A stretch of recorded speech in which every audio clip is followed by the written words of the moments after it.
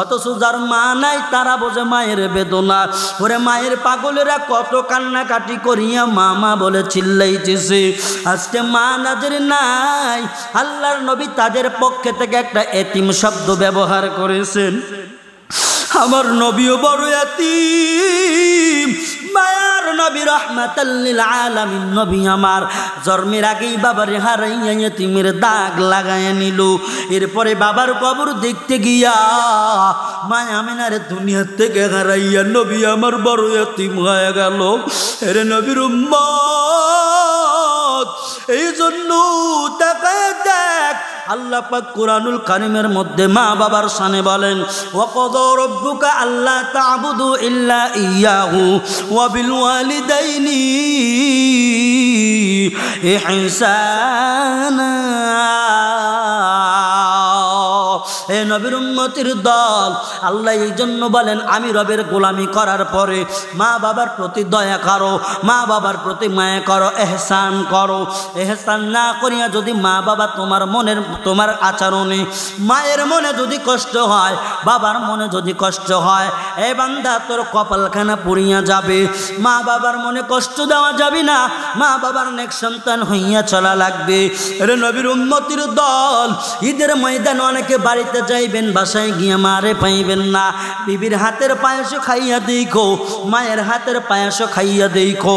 বিবি যদিও হাজারো মজাদার করে বানায়, খাইলে শুধু মজাই লাগবে এতটুকুই। ওই মায়ের হাতের সেমাই খাইয়া দেখ রে যুবক, ঈদের দিনে সকালবেলায় এক চামিচ মায়ের হাতের সেমাই খাইবা, কলিজা ঠান্ডা হবে, আত্মশুদ্ধির মধ্যে তোমার তৃপ্তি আসবে। কারণ মায়ের হাতের রান্না বড় দরদ মাখা রান্না। এই রান্না এক চামিচ খাইয়া দেখো। অনেক সময় অভিযোগ, হুজুর সন্তান আমার সঙ্গে কথা বলে না, মা বাবার সঙ্গে কথা বলে না। আবার সন্তানেরাও অভিযোগ দিয়া দেয় মা বাবার সঙ্গে কোনো মিল মোহাব্বত থাকে না।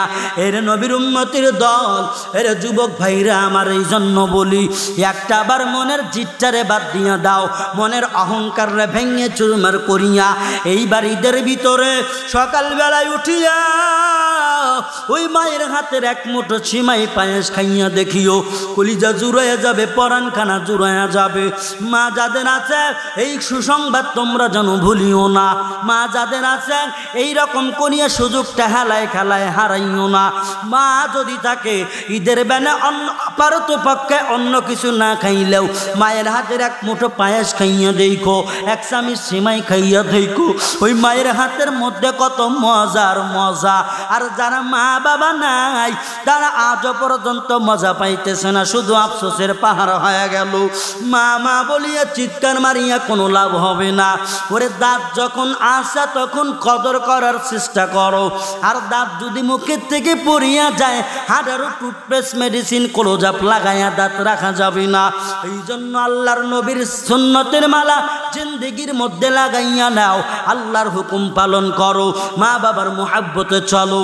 এর নবীর উম্মত, ওই কবর কিন্তু ভয়াবহ বড় ডেঞ্জারাস, কবর বড় ডেঞ্জারাস। ওই কবরে যাওয়ার আগে আমলপত্র সামানপত্র গোছায়া নাও। ওই কবরে আলো নিয়ে যাও, কবর কিন্তু অন্ধকারের ঘর। ওই কবরে বালিশ নিয়ে যাও, কবরের মধ্যে কোনো বালিশ নাই।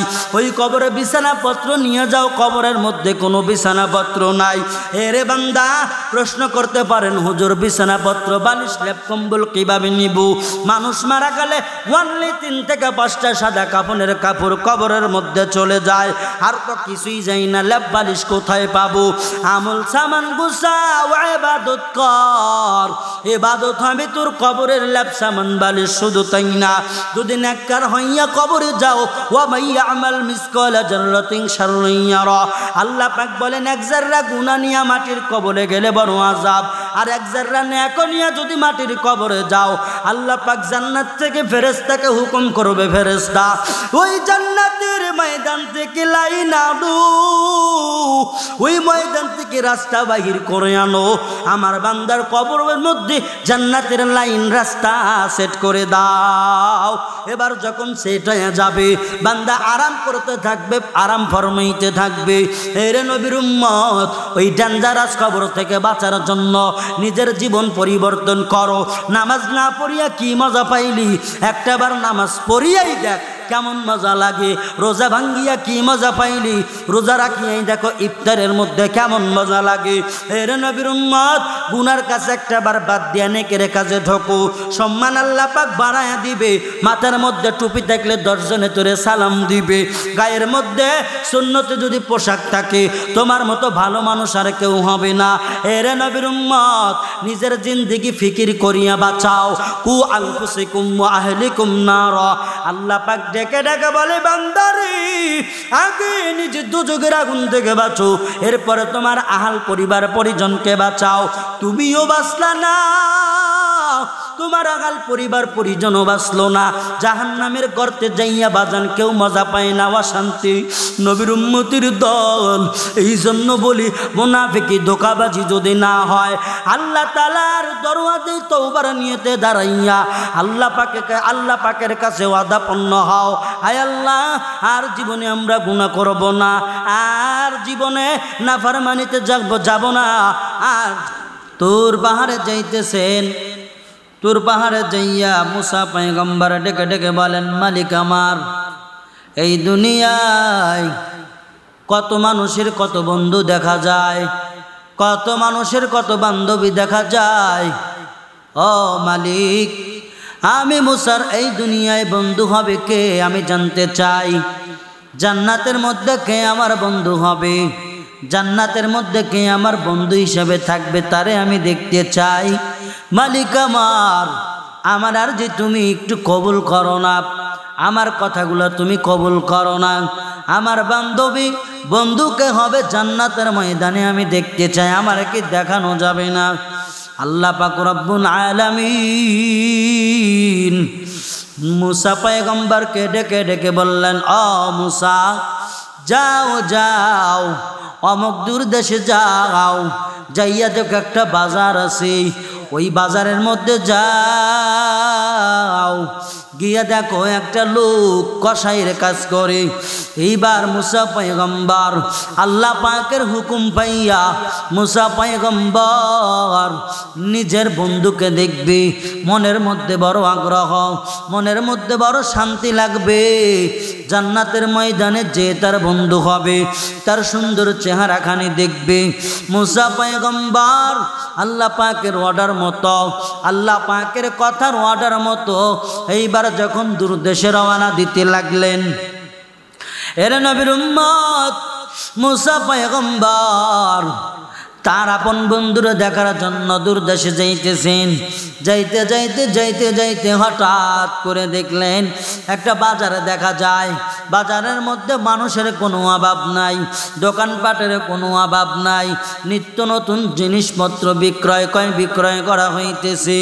এর নবীর উম্মত মুসা পয়গম্বর আল্লাহ পাকের ডিসিশন অনুযায়ী হঠাৎ করেন এরকমভাবে লক্ষ্য বস্তু করে তাকায় দেখি, ওই যে একটা দোকান দেখা যায় কসাইয়ের দোকান, মানুষের ভিড় জমিয়া গেছে গোশত নেওয়ার জন্য। এর নবীর উম্মত মুসা পয়গম্বর আর আগাইলেন না, কারণ ওই দোকানের মধ্যে বড় ভিড় জমে গেল। ভিড় দেখিয়া মুসা পয়গম্বর এমন হয়ে গেল, পাশে দাঁড়ায় দাঁড়ায় দেখতেছেন, কিন্তু মূল লক্ষ্য যেটা মুসা পয়গম্বর এইবার লক্ষ্য করে দেখতেছি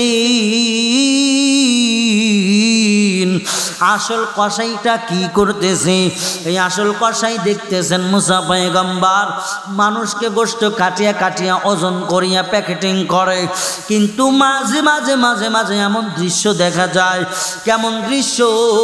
বলে ওই লোকটা কি যেন অল্প অল্প মাংস আলাদা করিয়া রাখে, হয়তো কলিজার থেকে একটু মাংস আলাদা রাখলো, এরকম করে মেটের থেকে আলাদা রাখলো, কোফরার থেকে আলাদা রাখলো, ভালো ভালো ভালো ভালো মেইন পয়েন্টের গোশত থেকে এক টুকরা করে গোশত যখন রাইখা দিল, এর নবীর উম্মত এরা মায়ের পাগলেরা ভালো করে শুনে নাও। এইবার মুসা পয়গম্বর আড়াল থেকে উকি মেরে দেখতেছেন, ওই কসাই ভাইজান এমন করিয়া সুন্দর করে কেমন যেন মাংস আলাদা করলো। অবশেষে যখন দোকানের ভিড় ফুরায়া গেল, দোকানপাটের দোকানদারি যখন ফুরায়া গেল, এইবার আনভিড়ের মধ্যে মুসা পয়গম্বর আগমন করলেন। তাকায়া দেখতেছি ওই মুসা পয়গম্বর দেখে তার যেই কসাইয়ের কাছে গিয়েছিলেন ওই কসাইটা এমন একটা কাজ করলো, ভালো ভালো যেই মাংসগুলা আলাদা করে রেখেছিল ওই মাংসগুলা এরকম করে সুন্দর একটা পোটলা বানাইলেন। এই পুটলির মধ্যে একটা পলিথিনের মধ্যে যখন এইরকম করিয়া মাংসগুলা যখন রাখলেন, মুসা পয়গম্বর আল্লাহকে বলেছিল, আল্লাহ আমি আমার বন্ধুরে দেখতে চাই, জান্নাতের ময়দানে কে আমার বন্ধু হবে গো, কে আমার বন্ধু হবে? এই নবীর উম্মতির দল আল্লাহ পাকের ডিসিশন অনুযায়ী যখন দোকানের সামনে আসলেন, অবাক করা ঘটনা দেখলেন। এই মাংস লোকটা কি করবে?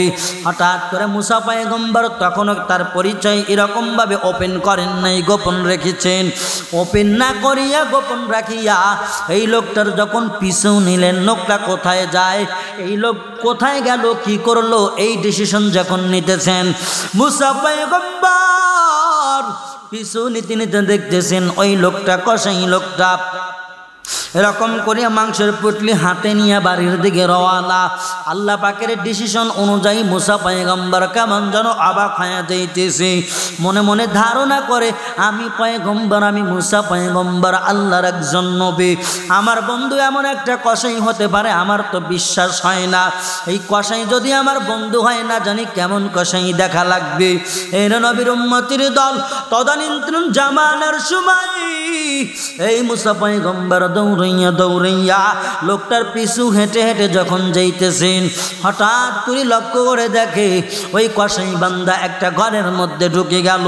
বাড়ির মধ্যে ঢোকার পরে মুসা পয়গম্বর পিছু পিছু যখন গেলেন, যাওয়ার পর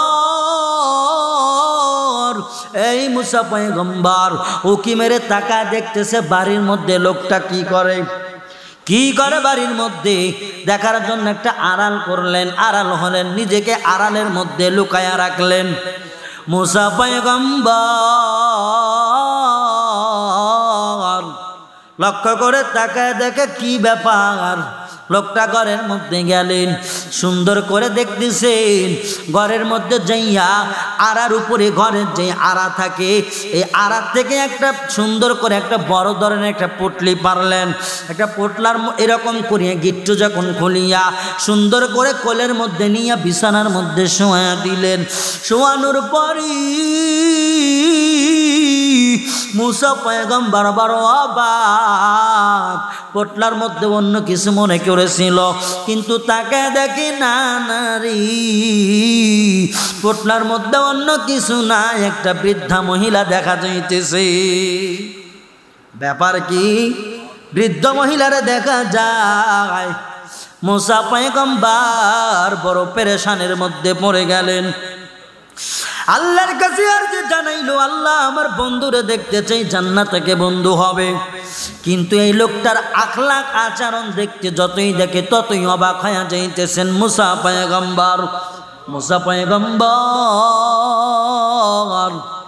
এবার লক্ষ্য করে দেখিন ওই পুটলির মধ্যে থেকে একটা বৃদ্ধা মহিলারে বাহির করলেন। বাহির করার পরে সুন্দর করে গোসলখানায় নিয়ে গেলেন। গোসলখানায় নেওয়ার পর এই আল্লাহর বান্দা কসাই মানুষ ওই সুন্দর এরকম সুন্দর করিয়া গোসল করাইলেন বৃদ্ধা মহিলারে। বৃদ্ধ মহিলারে গোসল করাইয়া পরিপাটি বানাইয়া বিছানার মধ্যে শোয়া দিলেন। এরপরে মুসা নবী তাকায় তাকায় লক্ষ্য করে দেখলেন, কিরে ব্যাপার কি? ওই যে মাংসের পুটলিটা নিয়েছিল, এই মাংসের গোশতের টুকরাটা যখন নিয়া যখন রান্নার পিঠে গেলেন, রান্নাঘরের মধ্যে গেলেন, মুসা পয়গম্বর লক্ষ্য করে তাকায় দেখে লোকটা কি করে। মুসা পয়গম্বর এরকম করে দেখতেছেন লোকটা রান্নার কাজে ব্যস্ত। সুন্দর করে রান্না করলেন মাংসগুলা যখন রান্না করিয়া এইবার এমন হয়ে গেল, ঘরের মধ্যে নিয়ে সুন্দর একটা বাটির মধ্যে কিছু মাংসের টুকরা তুললেন। কিছু মাংসের পিস তোলার পরে সুন্দর করে হাত দিয়ে ডলিয়া ডলিয়া ওই বৃদ্ধা মহিলারে খাওয়াইতেছে। বৃদ্ধা মহিলাও খাইতেছে আর মাথায় হাত বুলায়া বুলায়া কি যেন বলতেছে। মুসা পয়গম্বর বলাটা টের পাইলেন না। এরপরে এই সুন্দর করিয়া যখন খানা পিনা করানোর শেষে ওই লোকটা কষাই মানুষ ওই রকম বৃদ্ধার এরকম পা ধরিয়া কান্না করে, বৃদ্ধার পাটা বুকের সঙ্গে লাগাইয়া কান্না করে, কেমন যেন কান্না। মুসা পয়গম্বরের পেরেশানি আরো বেড়ে গেল। ব্যাপার কি? আল্লাহরে বললাম আমার বন্ধু দেখাইতে, কোন আমলে বন্ধু পাইবো আমি জানি না। তবে মুসা পয়গম্বর আর ধৈর্য ধারণ করতে পারলেন না। অপেক্ষার প্রহর আর শেষ হইতেছি না, অপেক্ষার প্রহর আর শেষ হয় না। কারণ একটাই, এই লোকটা কি এমন করতেছে? বৃদ্ধা মহিলাটি না জানি তার কি হয়। বৃদ্ধ মহিলা এই লোকটার না জানি কি হয়, এত সুন্দর করে সাজাইল গোছাইল, পরিপাটি করিয়া গোসল করাইল, সুন্দর রান্না নিজের হাতে রান্না করিয়া এরপরে বৃদ্ধা মহিলারে ডলিয়া ডলিয়া খাওয়াইল। কারণ কি? আরে যুবক, ও মায়ের পাগলেরা ভালো করে শুনে নাও। মুসা পয়গম্বর আল্লাহরে বলেছিল, মালিকা আমার, আমি আমার বন্ধুরে দেখতে চাই, ওই বন্ধুটার কত নেক আমল আমি শুনতে চাই। আল্লাহ পাকের অর্ডারে যখন এই মুসা পয়গম্বর তার বাড়িতে হাজির হয়ে গেল, সব চোখে দেখতেছে কারিশমাগুলা, সব চোখে দেখতেছে ওই খেদমতগুলা। না জানি ওই মহিলাটা লোকটার কি হয়। এবার আর এরকম করে তার তর্স হইতেছে না। বাড়ির মধ্যে যখন চলিয়ে গেল, যাওয়ার পরই দরজায় যখন নক করলেন, এরকম করার আঘাত করলেন, এরকম করে আওয়াজ আসলো কি? এইবার লোকটা ডেকে বলল, হে আল্লাহর বান্দা, আমি আগন্তুক ব্যক্তি। মুসা পয়গম্বর তখনও তার এরকম পরিচয় গোপন রেখেছেন, ওপেন করেন নাই। ওপেন না করিয়া তার আপন এরকম ভাবে জান্নাতি বন্ধুর সঙ্গে কথোপকথন শুরু হয়ে গেল। মুসা পয়গম্বর ডেকে বললেন, হে আল্লাহর বান্দা, ব্যাপার কি? আমি আপনার অনেকক্ষণ করে ফলো করেছি। বাজারের মধ্যে আপনি মাংস কাটলেন, এই কিছু কিছু মাংসের টুকরা আপনি আলাদা রাখলেন, কারণ কি? এবার লোকটা ডেকে বললেন, হে আগন্তুক ব্যক্তি, পরিচয় না জানার কারণে আগন্তুক ব্যক্তি বলিয়া ডাক দিলেন। বললেন, এই জন্য আমি এই কাজ করেছি, আমি এরকম নরম নরম মাংসের জায়গা থেকে কিছু কিছু মাংস আমি আলাদা করেছি। এইটা আমার মা, যেই ব্যক্তিটারে আমার বিছানার মধ্যে শোয়ানো দেখতেছেন, এই ব্যক্তি অন্য কেউ না, আমার গর্ভধারিণী মা, যেই মায়ের পেটের মধ্যে আমি 10 মাস 10 দিন থেকেছি, যেই মায়া আমার পেটের মধ্যে নিয়ে কত কষ্ট করেছে। আগন্তুক ব্যক্তি শুনিয়া নাও, আমার মা আমারে কত সুন্দর করে লালন পালন করে মানুষ বানাইলো। আমার মা নিজে খায় নাই, আমি সন্তানরে খাওয়াইয়া খাওয়াইয়া বড় করেছে। আজকে আমার সেই গর্ভধারিণী মা বৃদ্ধ, এত বছর হয়ে গেছে, বৃদ্ধ হয়ে গেল। আমার মা নিজে পায়খানা করতে পারে না, আমার মা নিজে টয়লেটে গিয়া টয়লেট করতে পারে না, আমার মা এমন বৃদ্ধ হয়ে গেল নিজের খাবার নিজে খাইতে পারে না। ও আগন্তুক ব্যক্তি শুনো, আমি আমার মার জন্য খেদমতে রাজি হয়ে গেলাম। আমি আমার মাকে গোসল করাইয়া দিলাম। আমার মা যে বিছানাপত্রে পায়খানা করে নষ্ট করে দেয়, আমি সন্তান নিজে হাতে ধৌত করিয়া আবার নতুন বিছানা বিছায়া দেই, একমাত্র আমার মায়ের জন্য। কারণ এই মা আমার ছাড়া কোনো রাত্রে কোনো জায়গায় যাপন করে নাই। আমার এই মা আমারে রাখিয়ে এক লোকমা খাবার আমার আম্মা খায় নাই। আমার মা এত কষ্ট করি আমি সন্তানদের লালন পালন করেছি, যার কারণে এই মাংসের টুকরাগুলো আমি আলাদা করে বেছে বেছে বেছে বেছে রাখতাম।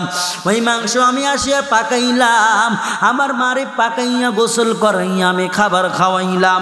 এইবার আল্লাহর নবী মুসা পয়গম্বর ডেকে বলেন, বন্ধু আমার আয় আয়, আমার বুকের মধ্যে আয়, না জানি তোর এই নেক আমলগুলা না জানি তোর এই নেক আমল আল্লাহ পাকের দরবারে কবুল হয়ে গেছে, তুই তোর মায়ের খেদমত করো, এই খেদমত আমার মালিকের দরবারে কবুল হয়ে গেল। মুসা পয়গম্বর ডেকে বললেন, আমার বন্ধু আয়, আমি মুসার কলিজার মধ্যে লাগিয়ে যাও। আমি চিন্তা করেছিলাম মালিককেও আমি বলেছিলাম আমার বন্ধু কেমন আমলদার, এই দুনিয়ায় তো আমার বন্ধু দেখতে চাই, যার কারণে আল্লাহ পাকের ডিসিশন অনুযায়ী এরে আমার বন্ধু আমি তোমার দরওয়াজায় এসে হাজির হয়ে গেলাম।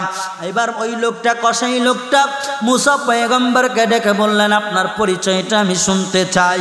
মুসা পয়গম্বর পরিচয় দিয়া দিলেন, আমি আল্লাহর নবী মুসা কালিমুল্লাহ। আমি আল্লাহর কাছে তুর পাহাড়ে গেলাম, আমি আল্লাহর কাছে আরজি জানাইলাম, আল্লাহ আমার বন্ধু কে হবে? জান্নাতের বন্ধুটাকে আমি দুনিয়ায় পাবো না, একটা নজরও দেখতে পাবো না। এরে নবীর উম্মতের যুবক, ওরে মা হারানো সন্তানেরা, বাবা হারানো সন্তানেরা, একটাবার দিলের কান লাগায় শোনো। এইবার এমন হয়ে গেল মুসা পয়গম্বর বলেন, দেখ আমি সেই মুসা, আমি তোর দরওয়াজায় হাজির হয়ে গেলাম, আয় আমার বুকের মধ্যে আয় রে বন্ধু আয়, জান্নাতের ময়দানে একসাথে থাকা লাগবে। এর নবীর উম্মতির দল, এইবার ওই যুবক, ওই কসাই ব্যক্তি কান্না করে করে করে কেমন যেন হয়ে গেল। নবীর উম্মতের দল এই লোকটা ডেকে মুসা পয়গম্বরকে জানায় দূরে কয়, মুসা পয়গম্বর, আমার মারে আমি যতদিন খিদমত করেছি, আমার জনম দুঃখী মা, আমার গর্ভধারিণী মা আমার মাথায় হাত বুলায়া বুলায়া দোয়া করেছে, আরে সন্তান আমি মারি খিদমত করু, আমি মায়ের দেওয়ার মতো তো আর কিছু নাই, তবে কলিজার থেকে আমি দোয়া করে দিলাম তুই অলির বন্ধু হয়ে যাইবা, তুমি নবীর বন্ধু হয়ে জান্নাতের মধ্যে থাকবা। আমি মায়ের দোয়া, আমি আমার মায়ের পা কদম জড়ায় দূরে দূরে চুমু খাইতাম। আমি জানি আল্লাহর নবী বলেছেন মায়ের পদতলে সন্তানের বেহেশত। আল্লাহর নবী হাদিস শরীফের মধ্যে বলেন, হুমা নারুকা ওয়া জান্নাতুকা, মা বাবা তোমার জন্য জান্নাত, মা বাবা তোমার জন্য জাহান্নাম। এর নবীর উম্মতির দল, একটাবার দিলের কান লাগায় শোনো, কই রে কই, ও মায়ের পাগলেরা, একটাবার তাকায়া দেখ। মুসা পয়গম্বর বুকের মধ্যে জড়ায়া ধরে বললেন, বন্ধুরে আমার, এই মায়ের খেদমত আল্লাহ পাকের দরবারে কবুল হয়ে গেল। এই ময়দানে অনেক মানুষ আছে, কার জানি মা নাই বাবা নাই, মাটির কবরে মাগুময় বাবা মাটির কবরে ঘুমায়া গেল। ওই যুবকদের কত কষ্ট, যার মা নাই সে বুঝে মার বেদনা। ওরে সন্তান রাগা এরকম রাগারাগি করিয়া মায়ের সঙ্গে কথা বলে না, মা বিছানার মধ্যে শুয়ে অদূর দরই কান্না করে। বাবা মাকে ডেকে ডেকে বলে, না রে বিবি কাঁদো কেন? ওই সময় মা জবাবে বলতো, আমার সন্তান আমার সঙ্গে কথা বলে না, আমার সঙ্গে কথা কাটাকাটি হওয়ার কারণে আজকে 7 দিন 10 দিন হয়ে গেল, সন্তান আমার মুখের সামনেও আসে না, চোখের সামনেও আসে না, কথাও বলে না। আমার আমি মায়ের খানা নাই, ঘুম নাই। ওই সময় বাবা ডেকে ডেকে বলতো, কেন তুমি বেহুদা টেনশনের মধ্যে থাকো? তোমার সন্তান তো তোমার খেয়াল করে না, তুমি কেন তোমার সন্তানের টেনশন? ওই সময় মা বাবারে বুঝায়, তুমি যদি বুঝতা তাহলে এই কথা আমি মারে বলতা না। ওরে মায়ের কোলে যায় এমন, কারণ সন্তানটা নারী সেরা সন্তান, এই সন্তানটারে আমি জন্ম দিতে গিয়া কত কষ্ট করেছি। ও ছেলের বাবা তুমি বুঝো না, সন্তানটারে মানুষ করতে গিয়া আমি মায়ের কত কষ্ট হয়েছে। আমি মায়ের শরীর থেকে বালতি রক্ত আমি পানি বানায়া ফেলেছি। এই সন্তানটারে আমি যখন জন্ম দিতে বাবার বাড়ি যাব, কত কান্নার পাহাড় আমার। আমি পাড়াপড়শি চাচি দাদিরে নানিরে ডেকে ডেকে দোয়া নিতাম, ও প্রাণের চাচি চাচি দাদিরা শুনো, আমার সন্তান ডেলিভারি করানোর জন্য বাবার বাড়িতে যাব, তোমাদের জন্য দোয়া চাই। ওই সময় ওই চাচি দাদিরা কত কান্না করিয়া করিয়া দোয়া দিয়েছে। সন্তান আমার যখন ভূমিষ্ঠ হবে আমি মা মনে করেছিলাম আর এই জগতে আমার থাকা হবে না, কারণ এত যন্ত্রণা, এত কষ্ট, এই কষ্ট দিয়ে সন্তানটারে আমি ভূমিষ্ঠ করলাম, ডেলিভারি হয়ে গেলাম। কিন্তু ওই সন্তানকে আমি না খাইয়া আমি মা সন্তানটারে খাওয়াইছি। তুমি কি বুঝবা? বুঝবা না। আমি সন্তানের জ্বালা বিরহ বেদনা সইতে পারি না। ওরে মায়ের দিলে কত মায়া, কত মমতা, তাকায়া দেখো। এর নবীর উম্মতির দল এই মায়ের কান্না, মায়ের বয়ান শুনিয়া কত মানুষের কান্না ধরে রাখতে পারে না। ওরে প্রবাস থেকে মাঝে মাঝে টেলিফোনের মাধ্যমে বলে, ইমো হোয়াটসঅ্যাপের মাধ্যমে বলে, হুজুর আজকে আমার মা নাই। মায়ের বয়ানটা শুনিয়াই কলিজায় লেগে গেল।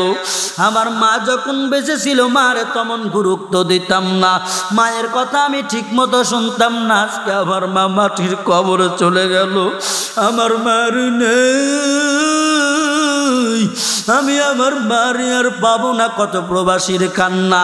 ওরে মা বাবারে বাড়িতে রাইখা গেল, 2 বছর পরে মা বাবা মারা গেল।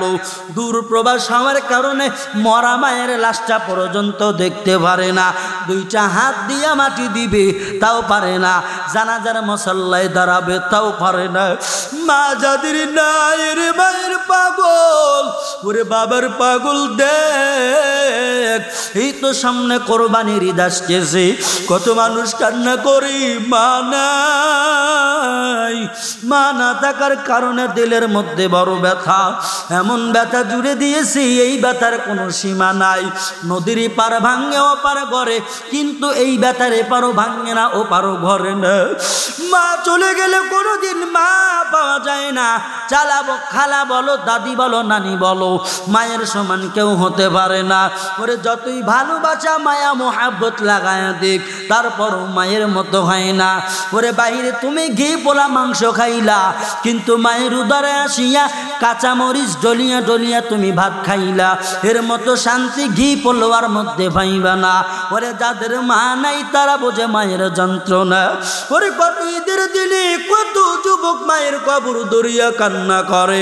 যদি প্রশ্ন করা হয় বলে, হুজুর মা নাই, আমার মা নাই গো, মা নাই, মা আমার নাই। আমি মায়ের হাতের পায়ের সারা ঈদগাহে যাইতাম না, আমি মায়ের হাতের সেমাই না খাইয়া ঈদের নামাজ ঈদগাহে আমি পড়তে আসতাম না। এই সময় আমার মায়ের কবরের পাশে দাঁড়াইয়া অজর দাঁড়াই কান্না করি, কারণ আজকে যখন বাড়ির ময়দান থেকে বাহির হয়ে গেলাম, আমার দাদি নানিরা আমার সামনে উপস্থিত, একটা দরদ মাখা মুখ আমার নজরে পড়লো না। বিবির চেহারাও দেখলাম, ছেলে সন্তানের চেহারাও আমি দেখলাম। আমি কত মানুষের চেহারা দেখেছি, আজকে ঈদের ময়দানে আসবো, একটা জাদু মাখা চেহারা আমার থেকে উদাও হয়ে গেল। এমন একটা চেহারা আমি দেখতে পাই না। হুজুর এই চেহারায় আর কেউ না, এই চেহারার মালিক আমার জনম দুঃখী মা। মায়ের কান্দন যাবজ্জীবন, ওরে বাইয়ের কান্দন মাসের তেলিক রে, ওরে বাইয়ের কান্দন কয়েকদিন হয়, ওরে বইয়ের কান্দন কয়েকদিন হয়, তারপরে আর থাকে না। জনম দুঃখী মা, গর্ভধারিণী মা, ভেবে দেখো কি করছ এই মায়ের লাগিয়া। ও যুবক ভেবে দেখো কি করছ এই মায়ের লাগিয়া। জনম দুঃখী মা, গর্ভধারিণী মা, ভেবে দেখো কি করছ এই মায়ের লাগিয়া। ভেবে দেখো কি করছ এই মায়ের লাগিয়া। ওরা মায়ের কান্দন যাবজ্জীবন,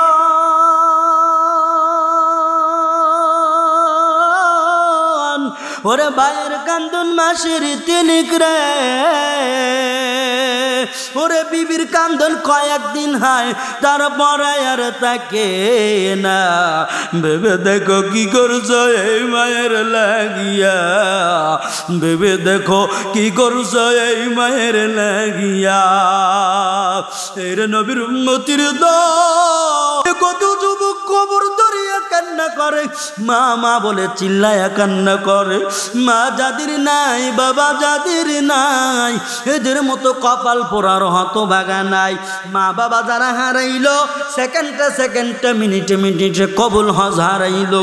আল্লাহর নবী মা বাবার প্রসঙ্গে সাহাবায়ে কেরামকে ডেকে বলেন, হ্যাঁ সাহাবায়ে কেরাম, মা বাবার মতো এত আদরণী কেউ হবে না।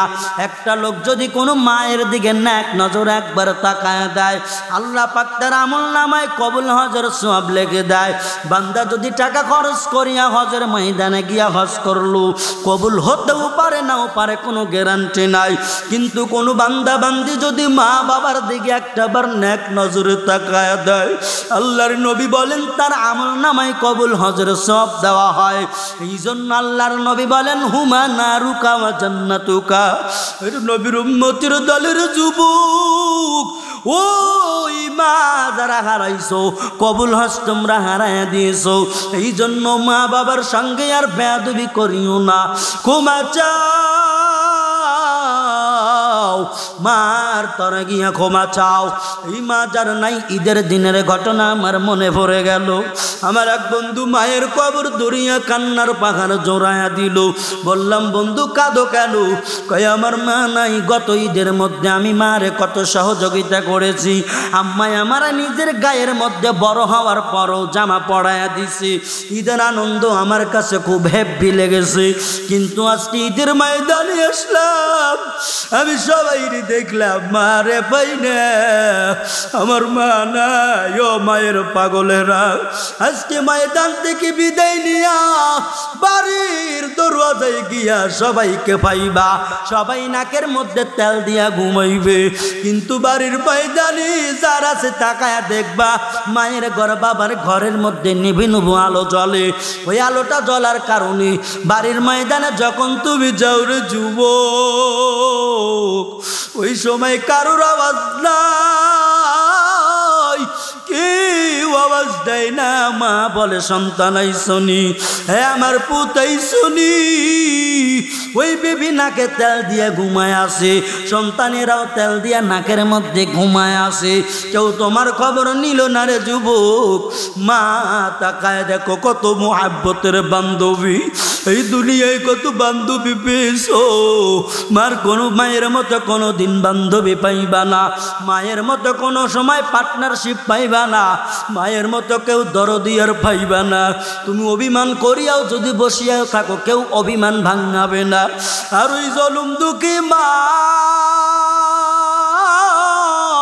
তোমার অভিমান ভাঙানোর জন্য মা কত পেরেশান হয়ে যায়, মা কত টেনশন। সন্তান আবার অভিমান করেছে, খাবার খায় না, অথচ যার মা নাই তারা বোঝে মায়ের বেদনা। ওরে মায়ের পাগলেরা কত কান্নাকাটি করিয়া মা মা বলে চিল্লাইতেছে। আজকে মা যাদের নাই, আল্লাহর নবী তাদের পক্ষে থেকে একটা এতিম শব্দ ব্যবহার করেছেন। আমার নবীও বড় এতিম, মায়ার নবী রাহমাতাল লিল আলামিন নবী আমার জন্মের আগেই বাবারে হারাইয়া এতিমের দাগ লাগাইয়া নিল। এরপরে বাবার কবর দেখতে গিয়া মায়া আমিনার দুনিয়া থেকে হারাইয়া নবী আমার বড় এতিম হয়ে গেল। এরে নবীর উম্মত, এই জন্য তাকায় দেখ, আল্লাহ পাক কুরআনুল কারীমের মধ্যে মা বাবার শানে বলেন, ওয়া ক্বাদা রাব্বুকা আল্লা তা'বুদু ইল্লা ইয়্যাহু ওয়া বিল ওয়ালিদাইনি ইহসানা। এ নবীর উম্মতির দল, আল্লাহ এই জন্য বলেন আমি রবের গোলামি করার পরে মা বাবার প্রতি দয়া করো, মা বাবার প্রতি মায়া করো, এহসান করো। এহসান না করিয়া যদি মা বাবা তোমার আচরণে মায়ের মনে যদি কষ্ট হয়, বাবার মনে যদি কষ্ট হয়, এ বান্দা তোর কপালখানা পুড়িয়া যাবে। মা বাবার মনে কষ্ট দেওয়া যাবে না, মা বাবার নেক সন্তান হইয়া চলা লাগবে। রে নবীর উম্মতির দল, ঈদের ময়দান অনেকে বাড়িতে যাইবেন, বাসায় গিয়া মারে পাইবেন না। বিবির হাতের পায়েসও খাইয়া দেখো, মায়ের হাতের পায়েসও খাইয়া দেখো। বিবি যদিও হাজারো মজাদার করে বানায়, খাইলে শুধু মজাই লাগবে এতটুকুই। ওই মায়ের হাতের সেমাই খাইয়া দেখ রে যুবক, ঈদের দিনে সকালবেলায় এক চামিচ মায়ের হাতের সেমাই খাইবা, কলিজা ঠান্ডা হবে, আত্মশুদ্ধির মধ্যে তোমার তৃপ্তি আসবে। কারণ মায়ের হাতের রান্না বড় দরদ মাখা রান্না। এই রান্না এক চামিচ খাইয়া দেখো। অনেক সময় অভিযোগ, হুজুর সন্তান আমার সঙ্গে কথা বলে না, মা বাবার সঙ্গে কথা বলে না। আবার সন্তানেরাও অভিযোগ দিয়া দেয় মা বাবার সঙ্গে কোনো মিল মোহাব্বত থাকে না। এর নবীর উম্মতির দল, এর যুবক ভাইরা আমার এই জন্য বলি, একটা আবার মনের জিট্টারে বাদ দিয়া দাও, মনের অহংকারে ভেঙে চুরমার করিয়া এইবার ঈদের ভিতরে সকালবেলায় উঠিয়া ওই মায়ের হাতের এক মুঠো ছিমাই পায়েস খাইয়া দেখিও, কলিজা জুড়াইয়া যাবে, পরাণখানা জুড়াইয়া যাবে। মা যাদের আছে এই সুসংবাদ তোমরা যেন ভুলিও না। মা যাদের আছেন এই রকম করিয়া সুযোগটা হেলায় খেলায় হারাইও না। মা যদি থাকে ঈদের বেলা পারতপক্ষে অন্য কিছু না খাইলেও মায়ের হাতের এক মুঠো পায়েস খাইয়া দেখো, এক চামিচ সিমাই খাইয়া দেখো। ওই মায়ের হাতের মধ্যে কত মজার মজা। আর যারা মা বাবা নাই তারা আজও পর্যন্ত মজা পাইতেছে না, শুধু আফসোসের পাহাড় হয়ে গেল। মা মা বলিয়া চিৎকার মারিয়া কোনো লাভ হবে না। ওরে দাঁত যখন আসে তখন কদর করার চেষ্টা করো। আর দাঁত যদি মুখের থেকে পড়িয়া যায়, হাজারো টুথপেস্ট মেডিসিন ক্লোজাপ লাগাইয়া দাঁত রাখা যাবে না। এই জন্য আল্লাহর নবীর সুন্নতের মালা জিন্দেগির মধ্যে লাগাইয়া নাও, আল্লাহর হুকুম পালন করো, মা বাবার মুহাব্বতে চলো। এর নবীর উম্মত, ওই কবর কিন্তু ভয়াবহ বড় ডেঞ্জারাস, কবর বড় ডেঞ্জারাস। ওই কবরে যাওয়ার আগে আমলপত্র সামানপত্র গোছায়া নাও। ওই কবরে আলো নিয়ে যাও, কবর কিন্তু অন্ধকারের ঘর। ওই কবরে বালিশ নিয়ে যাও, কবরের মধ্যে কোনো বালিশ নাই। ওই কবরে বিছানাপত্র নিয়ে যাও, কবরের মধ্যে কোনো বিছানাপত্র নাই। এরে বান্দা প্রশ্ন করতে পারেন, হুজুর বিছানাপত্র বালিশ লেপ কম্বল কিভাবে নিব? মানুষ মারা গেলে অনলি 3 থেকে 5টা সাদা কাফনের কাপড় কবরের মধ্যে চলে যায়, আর তো কিছুই যায় না। লেপ বালিশ কোথায় পাবো? আমল সামান গুছাও, ইবাদত কর। ইবাদত হবে তোর কবরের লেপ সামান বালিশ। শুধু তাই না, যদি নেককার হইয়া কবরে যাও, ওয়া মাইয়া আমাল মিসকালা জাররাতিন শাররান ইয়ারা। আল্লাহ পাক বলেন, এক জাররা গুনাহ নিয়া মাটির কবরে গেলে বড় আযাব, আর এক জাররা নেক নিয়া যদি মাটির কবরে যাও, আল্লাহ পাক জান্নাত থেকে ফেরেশতাকে হুকুম করবে, ফেরেশতা ওই জান্নাতের ময়দান থেকে লাইন আনো, ওই ময়দান থেকে রাস্তা বাহির করে আনো, আমার বান্দার কবরের মধ্যে জান্নাতের লাইন রাস্তা সেট করে দাও। এবার যখন সেট হয়ে যাবে, বান্দা আরাম করতে থাকবে, আরাম ফরমাইতে থাকবে। এরে নবীর উম্মত, ওই ডেঞ্জারাস কবর থেকে বাঁচার জন্য নিজের জীবন পরিবর্তন করো। নামাজ না পড়িয়া কি মজা পাইলি? একটাবার নামাজ পড়িয়াই দেখ কেমন মজা লাগে। রোজা ভাঙ্গিয়া কি মজা পাইলি? রোজা রাখিয়াই দেখো ইফতারের মধ্যে কেমন মজা লাগে। এর নবীর উম্মত, গুনার কাছে একটাবার বাদ দিয়া নেকের কাজে ঢোকো, সম্মান আল্লাহ পাক বাড়ায়া দিবে। মাথার মধ্যে টুপি থাকলে 10 জনে তোরে সালাম দিবে। গায়ের মধ্যে সুন্নতে যদি পোশাক থাকে, তোমার মতো ভালো মানুষ আর কেউ হবে না। এর নবীর উম্মত, নিজের জিন্দেগি ফিকির করিয়া বাঁচাও। কু আনফুসিকুম ওয়া আহলিকুম নার। আল্লাহ পাক ডেকে ডেকে বলে, বান্দারে আগে নিজে দুজকের আগুন থেকে বাঁচো, এরপরে তোমার আহাল পরিবার পরিজনকে বাঁচাও। তুমিও বাঁচলা না, তোমার আগাল পরিবার পরিজনও বাঁচলো না, জাহান্নামের গর্তে যাইয়া বাজান কেউ মজা পায় না, অশান্তি। নবীর উম্মতির দল, এই জন্য বলি মুনাফিকি ধোঁকাবাজি যদি না হয়, আল্লাহ তাআলার দরওয়াজে তওবার নিয়তে দাঁড়াইয়া আল্লাহ পাকের কাছে ওয়াদাপন্ন হও, হায় আল্লাহ আর জীবনে আমরা গুনাহ করব না, আর জীবনে নাফরমানিতে যাব না, আর জীবনে আমরা গুনার কাজ করব না। মালিক আমার তওবা দরওয়াজায় দাঁড়াইয়া দুটা হাত তুলে তওবা করলাম, আমাদের তওবা তুমি কবুল করে নাও।